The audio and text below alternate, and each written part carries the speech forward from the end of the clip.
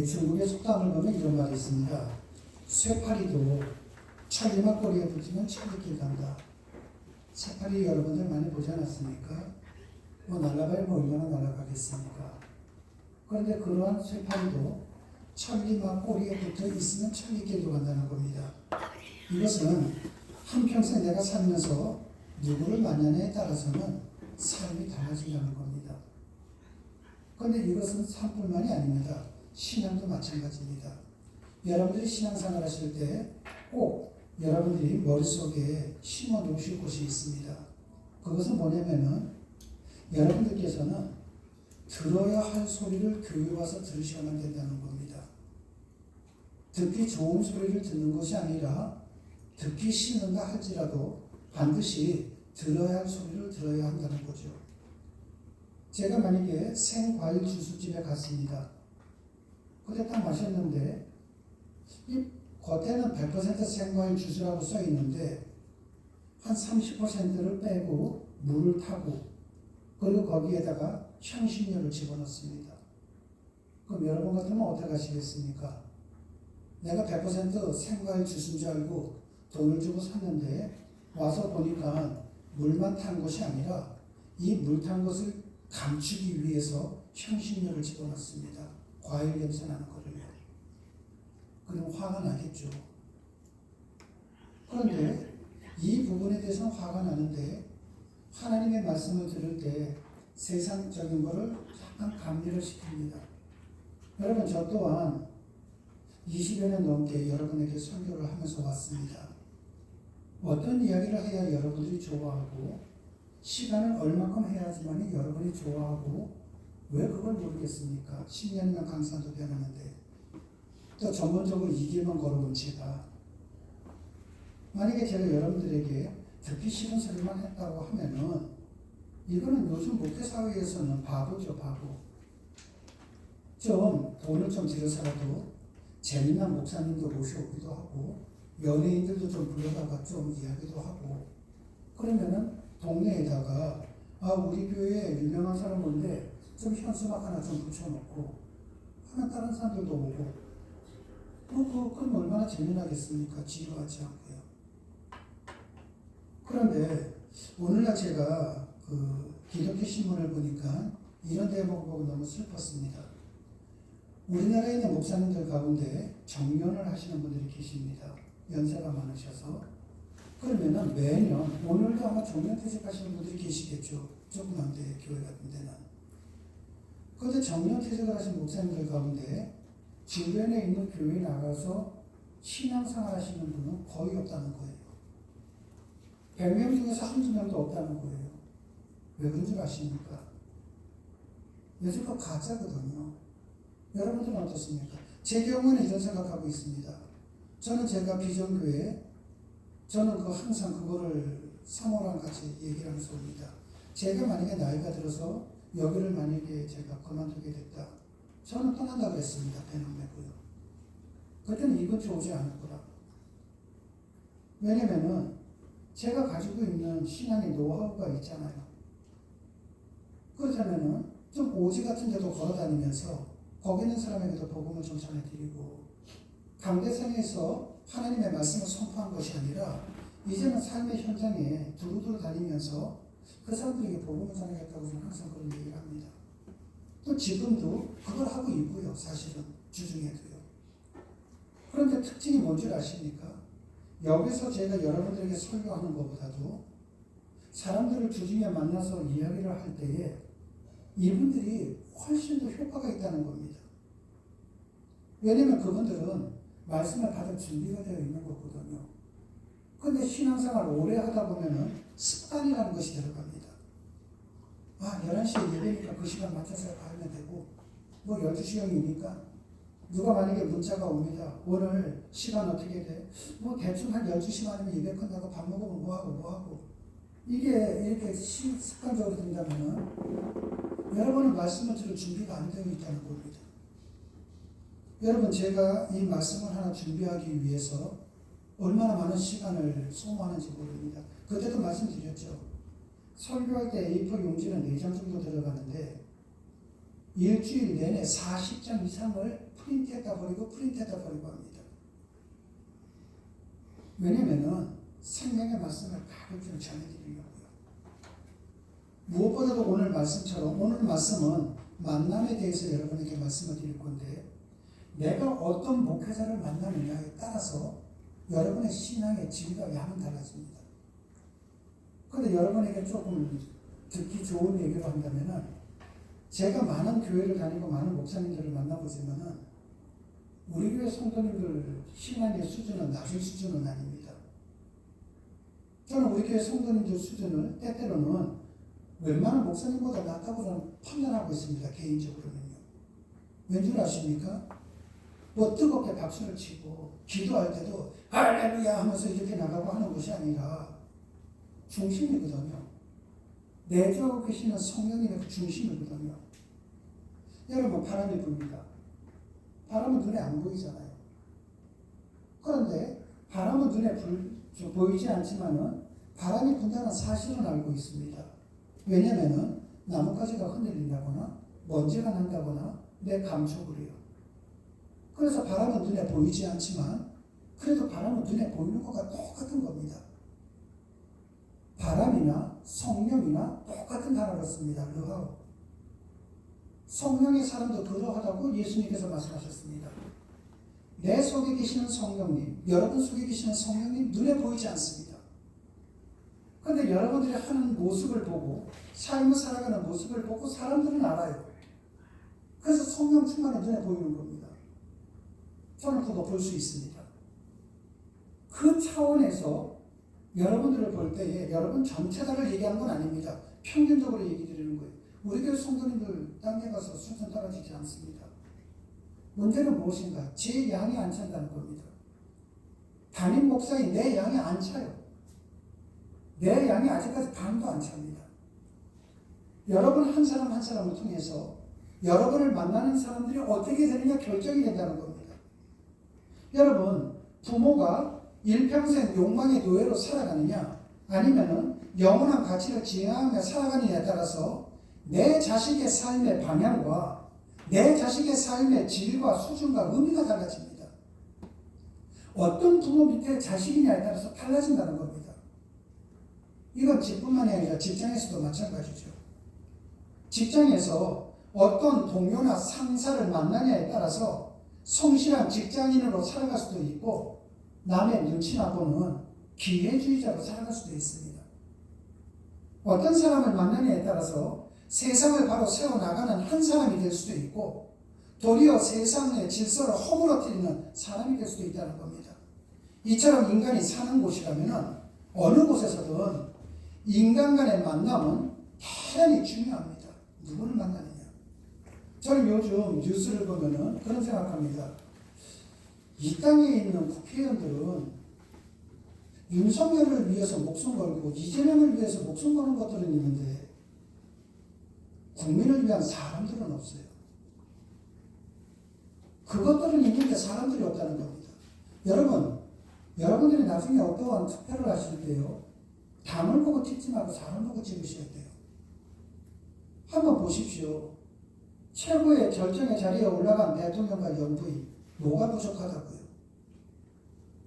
남들이 보면 거짓말이 뻔히 있음에도 불구하고 그것을 감추려고 하는 이재명이 대한민국 그 사람들밖에 지도자가 없습니까? 그들에게 아부되려고 하는 종교 지도자들, 경제 지도자들, 경제계에 있는 사람들은 좀 이해가 됩니다.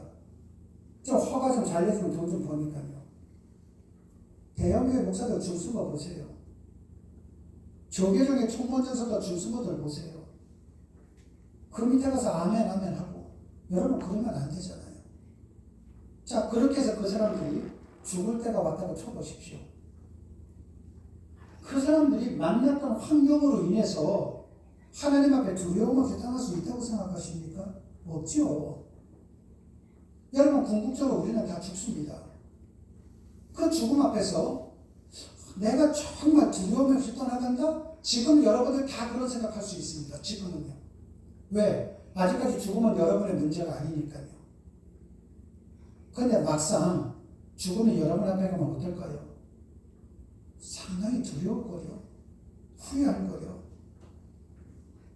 여러분 만나면 굉장히 중요합니다. 환경이든 사람이든. 오늘 본문 속에서는 두 부류의 사람이 대조해서 등장을 하는데 먼저 20절에서 23절에 등장하는 헤롯 아그리파 1세라는 사람이 나옵니다. 헤롯은 왕입니다. 분봉왕이지만 왕입니다. 그렇지만은 거대한 욕망의 도시에서 스스로 하나님이 되어 오직 욕망만을 섬기는 욕망의 노예였습니다.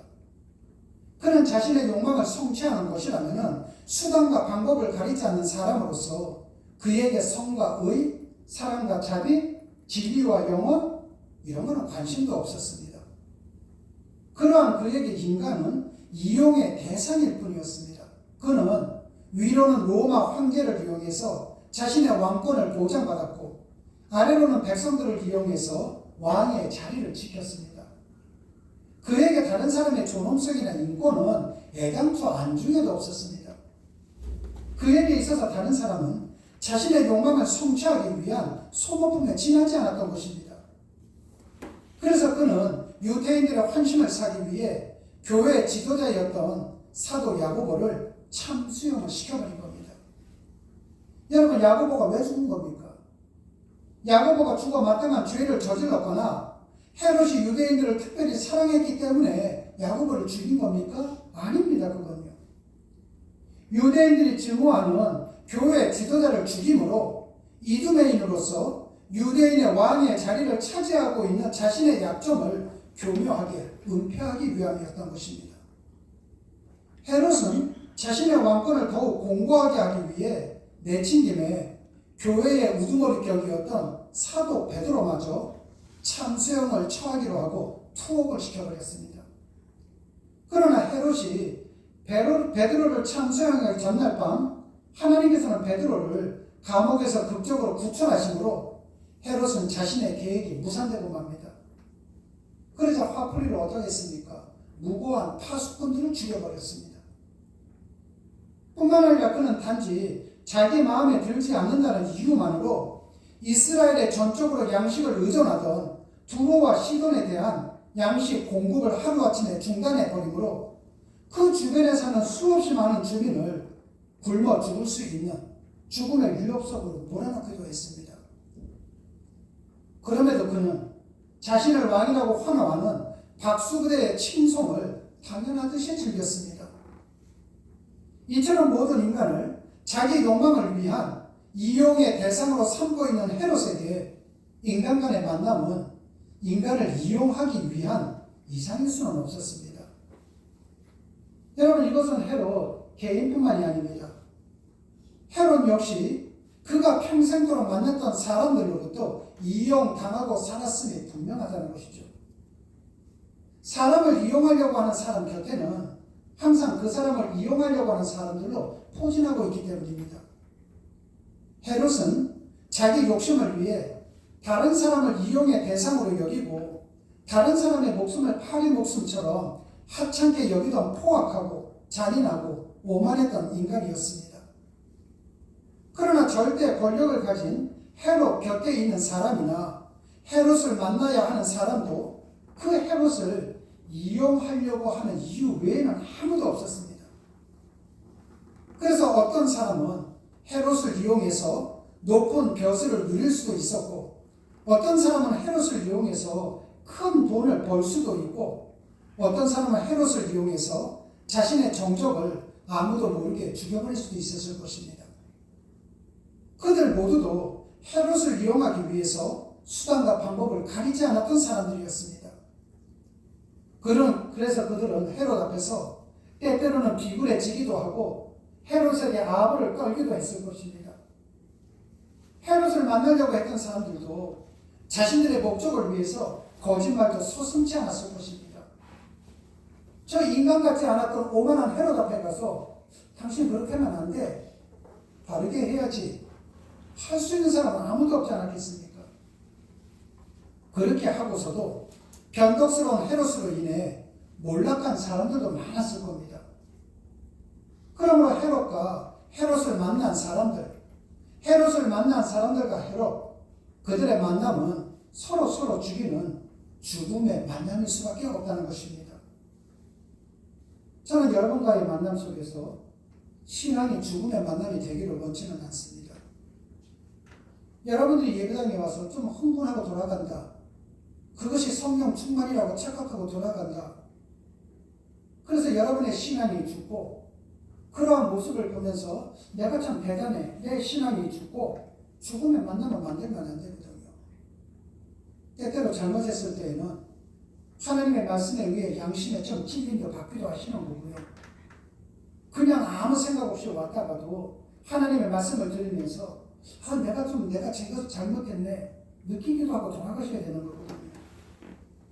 그런데 헤롯과의 만남과는 전혀 반대되는 만남을 우리는 오늘 본문 25절에서 확인할 수 있습니다. 우리 다 같이 한번 합독하도록 하시겠습니다.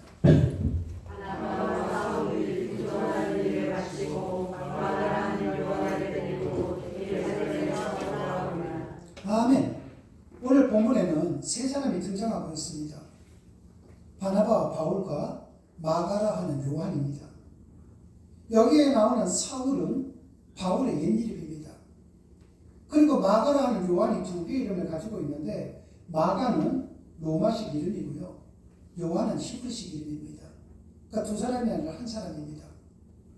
이 시간에는 편의상 로마서 표기인 마가라고 저는 칭하겠습니다. 안디옥 교회 교인들은 대흉년을 당했습니다. 그 흉년을 당한 예루살렘 교회 교인들을 돕기 위해 모금한 구제금을 바울과 바나바가 예루살렘 교회를 직접 찾아가서 전하도록 했습니다. 그 임무를 완수한 바울과 바나바가 안디옥으로 귀환하면서 마가라는 청년을 대동하고 왔음을 오늘 본문이 전해주고 있습니다. 우리는 세 사람이 등장하고 있는 오늘 본문 25절 속에서 이 세 사람 이상의 만남을 확인할 수가 있습니다. 첫째는요, 바울과 바나바의 만남입니다. 다메섹 도상에서 극적으로 회심한 바울이 몇 년 후에 예루살렘으로 되돌아갔을 때 예루살렘 그리스도인들은 바울의 회심을 전혀 믿어주지 않았습니다. 한번 이렇게 생각해 보십시오. 지금 예루살렘에서 이제 다메섹까지 갑니다. 그 거리가 한 230km 정도 됩니다. 이 당시에는 자동차가 없고 길도 좋지가 않았습니다. 사막을 가야 되고 산을 넘어야 됩니다. 그러다 보니까 보통 이 당시에 하루에 걸어갈 수 있는 거리를 보통 30km 정도 잡습니다. 그러니까 230km 정도 가려면 일주일 이상 걸리는 길이죠. 그런데 사울이 나중에 바울이 되는 사울이니까 바울로 이름을 그냥 바꾸겠습니다. 바울이 그 다메섹까지 왜 가는 겁니까? 그리스도인들을 색출하기 위해서요. 그리스도인들을 색출을 해서 감옥에다가 집어넣고 때리고 경우에 따라서는 죽이기도 하려고. 그런데 다리 없는 말이 천리길 간다는 말이 있지 않습니까? 이 바울이 가는 도중에 다메섹에 있는 사람들은 다 알았어요. 바울이 와서 우리 잡아간다는 걸요. 그런데 어느 날 보니까 바울이 올 때가 됐는데 오지를 않는 겁니다. 그런데 저기서 보니까 바울이 눈을 감고 누구 손을 잡고 오네요. 그러고 난데 바울이 이야기를 합니다. 나 회심했어. 나 유대교 믿지 않고 나 그리스도교 믿어. 기독교인이야. 이렇게 얘기했다는 겁니다. 이처럼 교회를 박해했던 바울이 누구인지를 알고 있는 예루살렘 교회 교인들은 바울의 회심을 교회를 일망타진하기 위한 위장 전술로 알고 있었습니다. 저거 다 가짜야. 우리가 저러면은 숨어 있었던 기독교인들도 나오면은 다 잡아가려고 저거 가짜야. 그때 바울의 회심을 진정으로 보증해 줬던 사람이 누구입니까? 바나바였습니다. 그 이후 바울이 고향 다수에서 마치 실패자처럼 무려 13년 동안 치부하고 있을 때 목회 경험이 전무한 바울을 안디옥 교회 공동 목회자로 불러낸 사람도 바나바였습니다. 바울의 일생 중에서 바나바의 만남이 없었더라면 바울은 위대한 사도 바울이 될 수는 없었을 것입니다. 바울에게 있어서 바나바의 만남은 그 정도로 절대적이었다는 것입니다. 그런 만큼 그 만남은 바나바에게도 절대적이었습니다. 두 번째는 바울과 바나바와 그리고 마가의 만남입니다. 당시 예루살렘은 교회의 총본거지로서 어느 것보다도 많은 기독교인들이 있었습니다. 그런데 예루살렘에 있는 많은 기독교인들 가운데 바울과 바나바는 유독 청년 마가를 선택을 해서 안디옥으로 대동해 갔습니다. 우리말 성경은 마가를 바나바의 조카라고 번역을 합니다. 그런데 헬라어에서는 아넥시오스라고 해서 이거는 조카가 아니라 사촌 동생입니다. 그러니까 한글 성경이 오역을 한 부분 중에 하나입니다. 이 만남으로 인해서 이미 우리가 잘 알고 있는 것처럼 마가는 바울과 바나바의 첫 번째 선교 여행의 수행자가 되었고 이후에는 복음서인 마가복음을 기록하게 됩니다. 첫 번째 선교 여행 시에 마가의 경솔했던 행동으로 인해서 한동안 바울과 마가의 관계가 소원해지기도 했지만 나중에 마가는 바울에게 유익한 동역자가 됩니다. 그 자랑스러운 사촌 동생 마가로 인해서 그를 선택한 사촌형 바나바가 얼마나 큰 긍지를 느꼈을 것인지 우리는 능히 짐작할 수 있습니다. 세 번째는요, 마가와 마가의 부모님의 만남입니다. 사도행전 12장 11절로 12절은 오늘 등장하는 마가의 어머니에 대해서 이렇게 증언을 해주고 있습니다. 제가 봉독해 올리겠습니다. 이에 베드로가 정신이 들어 이르되 내가 이제야 참으로 주께서 그의 천사를 보내어 나를 헤롯의 손과 유대의 백성의 모든 기교에서 벗어나게 하신 줄 알겠노라 하여 깨닫고 마가라 하는 요한의 어머니 마리아의 집에 가니 여러 사람이 거기에 모여 기도하고 있더라. 하나님의 섭리에 의해서 극적으로 감옥에서 구출된 베드로는 그 즉각 마가의 어머니 마리아의 집으로 갔습니다. 그 집은 그 집의 여주인인 마리아가 초대교회를 위해서 기도와 예배 처소로 제공한 집이었습니다. 흔히 마가의 다락방이라 불리는 그 집은 예수님께서 제자들과 최후의 만찬을 가졌던 집이요, 부활하신 주님께서 제자를 찾아가셔서 부활하신 당신의 몸을 몸소 확인시켜 주었던 집이요, 오순절에 성령님께서 강림하셨던 집입니다. 한마디로 그 집은 주님과 밀접한 집이었다는 것입니다. 여러분, 이 부분에 대해서 여러분이 한번 이렇게 생각해 보셔야 됩니다. 여러분들 가운데 혹시 그런 마음 갖고 계셨던 분도 저는 분명히 있다고 생각합니다.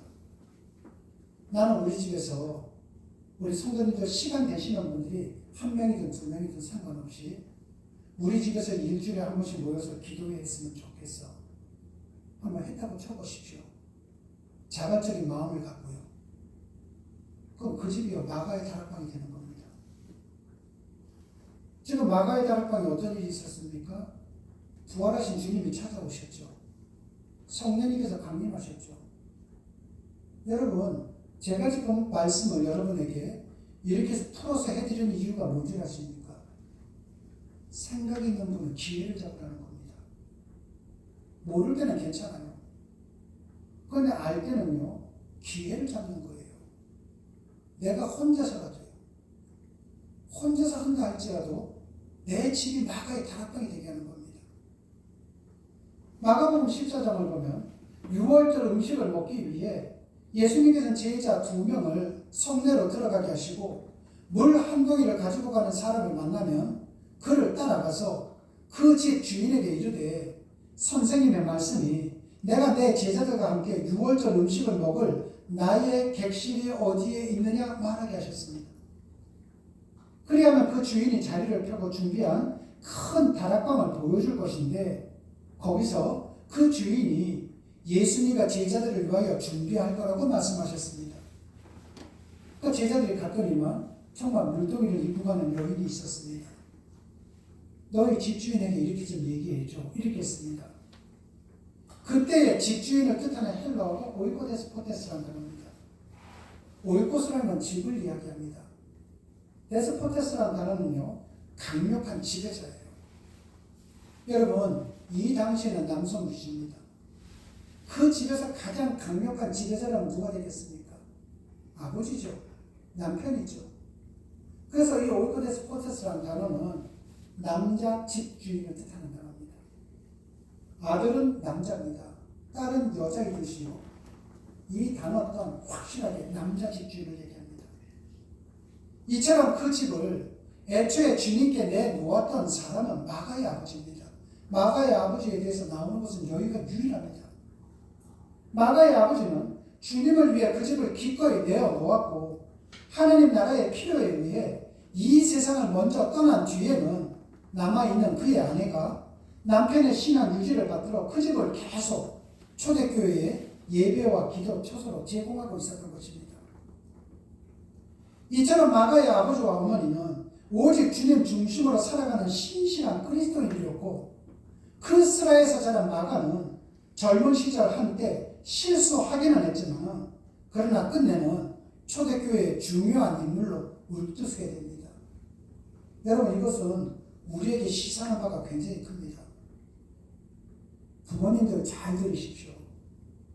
살아가는 과정 속에서 우리 자녀들이 속썩일 때 있을 겁니다. 어떻게 어떤 자식이 부모의 마음에 속을 수 있겠습니까? 내 마음을 아프게 할 때도 있을 것입니다. 그거는 기독교인들 뿐만이 아니라 하나님을 믿지 않는 가정도 똑같을 겁니다. 그런데 차이가 뭔 줄 아십니까? 하나님을 믿는 가정에서는요, 믿지 않는 가정에서 똑같은 현상이 나타난다 할지라도 내 자식이 지금 속을 썩이고 있지만은 분명히 저 자식은 다시 돌아올 거야 믿는 겁니다. 기독교에서는 가족끼리 믿는 거예요. 마리아와 요셉을 보십시오. 둘은 정혼한 사이입니다. 그 당시에 정혼이라면 결혼과 똑같습니다. 그런데 요셉 입장에서 내 부인 마리아가 내가 같이 잠자리를 해본 적이 없는데 패가 나왔습니다. 그거는 똥배가 아닙니다. 임신한 배입니다. 그런데도 요셉이 뭐를 믿어줬습니까? 임신한 내 부인의 배를 보면서도 순교를 믿어줬습니다. 하나님의 말씀에 따라서. 그 믿음 속에서 그리스도가 탄생하셨잖아요. 여러분 형제지간에 믿어야 되는 거죠. 이 세상에 빼고 빼서 형제 자매로 만들어줬는데 내가 내 형제를 믿지 못하고 어떻게 다른 사람을 믿을 수 있겠습니까? 내 자식 내가 믿는 거잖아요. 세상 사람 다 믿지 않는다 할지라도 하나님께서는 반드시 선으로 귀결할 것을 믿는 거예요. 여기 뭐가 다른 겁니까? 먼저 부모님들이요, 신앙 앞에 바로 서야만 됩니다. 내가 신앙 앞에 바로 서지 않는다는 것은 뭐를 뜻하는가? 씨를 뿌리지도 않고 열매를 요구하는 것과 똑같은 거예요. 내가 믿음을 갖고 나오는 겁니다. 이상 살펴본 것처럼 우리가 본문 25절에서 확인할 수 있는 바울과 바나바의 만남, 바울과 바나바와 마가의 만남, 마가와 마가의 부모님과의 만남은 모두 서로 살려주는 만남일 뿐만 아니라 나아가 세상을 살리는 생명의 만남이었습니다. 아까 헤롯은 죽음의 만남이었죠. 이것은 생명의 만남입니다. 우리가 서두에서 보았던 헤롯과의 만남과는 본질적으로 다른 만남이었습니다. 이 본질적인 차이가 어디에서 유래되었겠습니까? 바울과 바나바, 마가와 마가의 부모에게는 한 가지 공통점이 있었습니다. 그들은 모두 예수 그리스도를 만난 사람들입니다. 여러분 예수 그리스도를 만났다는 것은 무엇을 뜻하는 줄 아십니까? 여러분들이 하나님의 말씀대로 살아가면 그것이 만난 겁니다. 그들은 모두 예수 그리스도 안에서 예수 그리스도의 영원한 생명을, 예수 그리스도의 영원한 사랑을, 예수 그리스도의 영원한 진리를 만난 사람들입니다. 예수 그리스도의 생명과 사랑과 진리의 토대 위에서 바울과 바나바가 만났기에 그 만남에는 생명이 넘쳤습니다. 그래서 바울과 바나바와 그리고 마가가 만났기에 그 만남 속에는 사랑이 충만했습니다. 예수 그리스도의 생명과 사랑과 진리의 토대 위에서 마가와 마가의 부모가 만났기 때문에 그 만남을 통해 진리의 말씀인 마가 복음이 잉태된 것은 조금도 이상한 일이 아니었습니다. 인류 역사상 인간 간의 최초의 만남이 어떤 만남입니까? 아담과 하와의 만남입니다. 그러나 그들이 하나님의 말씀을 외면했을 때 아담과 하와의 만남은 서로가 상대를 죽음으로 끌어내는 죽음의 만남에 지나지 않았습니다. 구약 성경 첫 번째 책인 창세기는 이처럼 아담과 하와의 최초의 만남은 죽음의 만남이었을 뿐임을 우리에게 전해주는 것으로부터 시작하고 있습니다. 그러나 신약 성경 첫 번째 책인 마태복음 1장 속에서 우리는 전혀 다른 만남을 보게 됩니다. 그것은 예수님과 예수님을 잉태한 마리아의 만남입니다. 예수님은 이 땅에 육신을 입고 오신 로고스 하나님의 말씀이었습니다. 그러므로 예수님과 마리아의 만남은 영원한 생명의 만남이었고 영원한 사랑의 만남이었으며 영원한 진리의 만남이었습니다. 마태복음 1장은 예수님의 육적 족보로 이루어져 있습니다. 그 족보에 등장한 인간들을 보십시오. 온전한 사람이 있습니까? 하나도 없습니다. 모두 허물투성이인 사람들 뿐입니다. 그런데도 불구하고 그 족보로부터 마태복음 1장이 시작되는 것은 예수 그리스도와의 만남 속에서는 어떤 만남도 영원한 생명, 영원한 사랑, 영원한 진리로 승화될 수 있다는 것을 우리에게 일깨워주고 있잖아요. 마태복음 1장에 나오는 그 족보들을 보십시오. 며느리와 시아버지가 함께 관계를 갖고 하나님을 속이고 자기 부하를 죽이고 자기 부하의 부인과 있고 여러분 온통 허물투성이잖아요. 그럼에도 불구하고 주님을 만나게 된다면 그들의 삶은 달라지게 된다는 겁니다. 여러분들이 예수님을 만나고 신앙생활할 때 내가 돈만 있어도 내가 시간만 있어도 잘 믿을 거야. 여러분 그런 생각은 다 내려놓으셔야 됩니다. 그거는 십자가 못 박아 죽이는 부분들입니다. 하나님은 여러분들에게 무엇이 있느냐 물어보시는 분이 아니시잖아요. 내가 허물투성인 인간임에도 불구하고 내가 주님을 인격적으로 만나게 되기만 한다면 된다는 말입니까? 여러분 그래서 바울도 그 누구도 예수님을 만난 사람들을 다 편했다는 것입니다. 누가복음 7장을 보면은 나인성 과부의 젊은 외아들이 죽었습니다. 여기 지금 과부가 있습니다. 그에게 외아들이라면은 그에게는 그 외아들은 전부잖아요. 그런데 기대를 온몸으로 받고 있었던 젊은 외아들이 과부인 엄마보다도 먼저 세상을 떠나고 말았습니다. 외아들의 장례를 치러주기 위해 흐느끼면서 외아들의 관을 뒤쫓고 있는 어머니의 비통한 심정을 생각해 보십시오.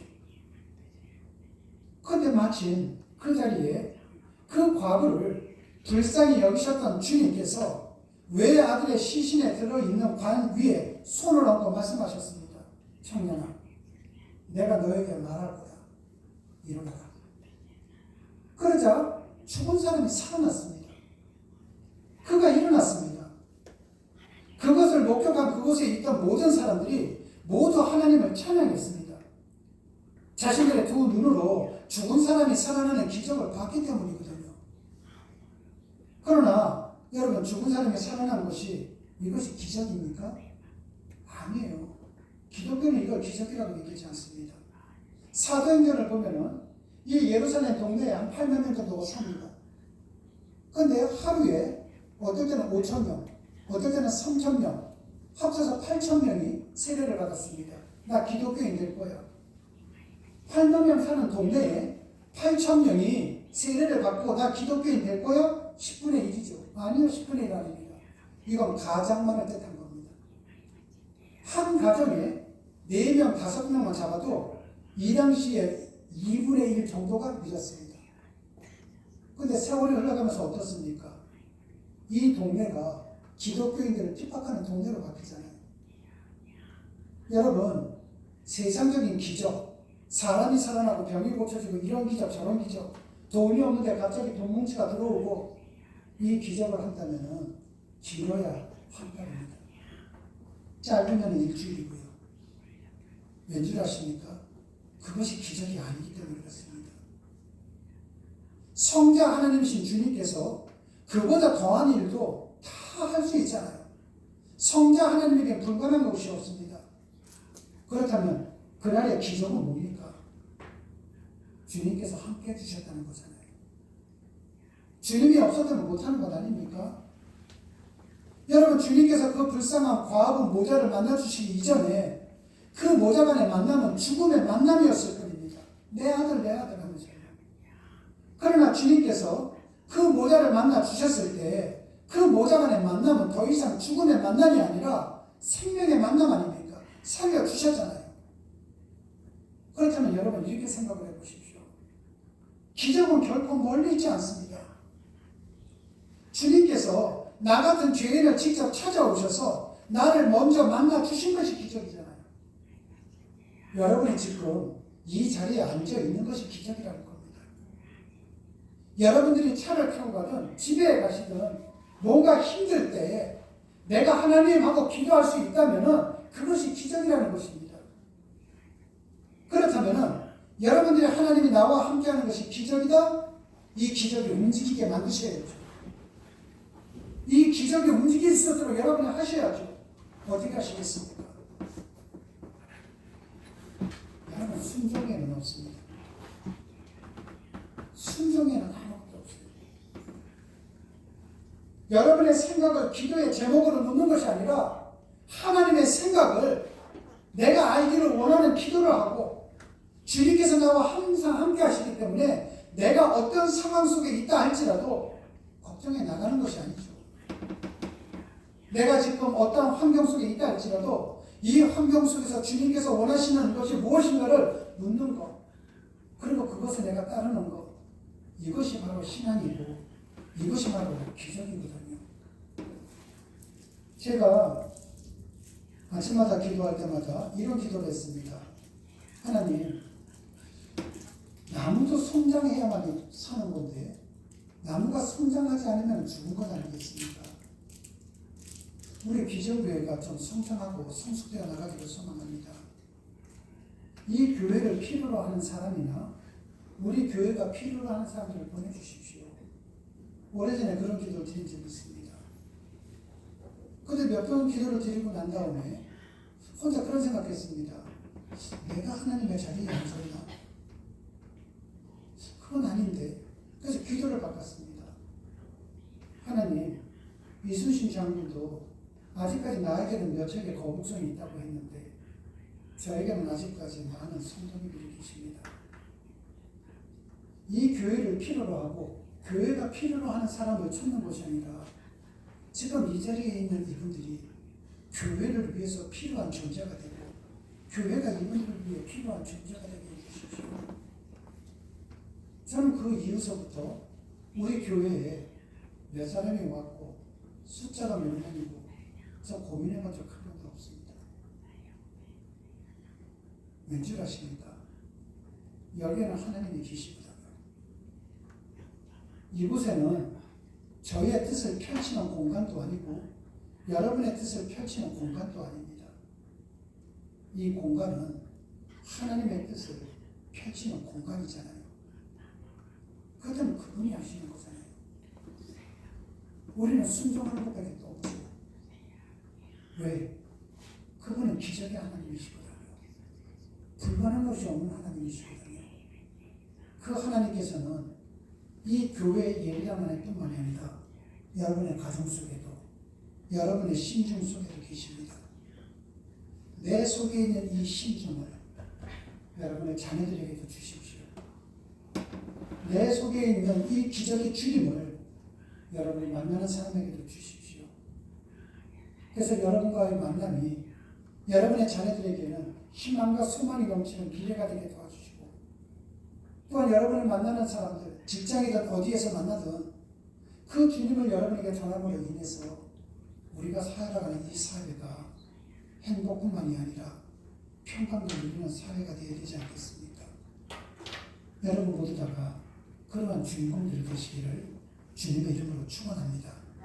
기도하시겠습니다. 하나님 아버지 감사합니다. 하나님 아버지 지금까지 우리의 만남은 헤롯의 만남과 다르지를 않았습니다. 피차 이용하기 위해 만난 그 만남을 통해 설령 우리의 욕망이 성취되었다 한들 그 만남은 아담과 하와의 만남처럼 자신과 타인의 생명을 동시에 갉아먹는 죽음의 만남에 불과했습니다. 그럼에도 어리석은 우리를 버리지 않고 오늘도 주님께서 우리를 만나주시는 기적을 베풀어 주시기 위해 지금 우리 가운데 임해 주시니 정말로 감사를 드립니다. 이 기적을 외면하는 어리석은 헤롯이 되지 않도록 도와주시옵소서. 오직 주님의 말씀을 통해 이 기적적인 만남을 통해서 사람들과 만남을 꾀하는 지혜로운 바울과 바나바 그리고 마가와 마가의 부모가 될 수 있도록 인도하여 주시옵소서. 주님 고맙습니다. 예수님 이름으로 기도드렸습니다. 아멘.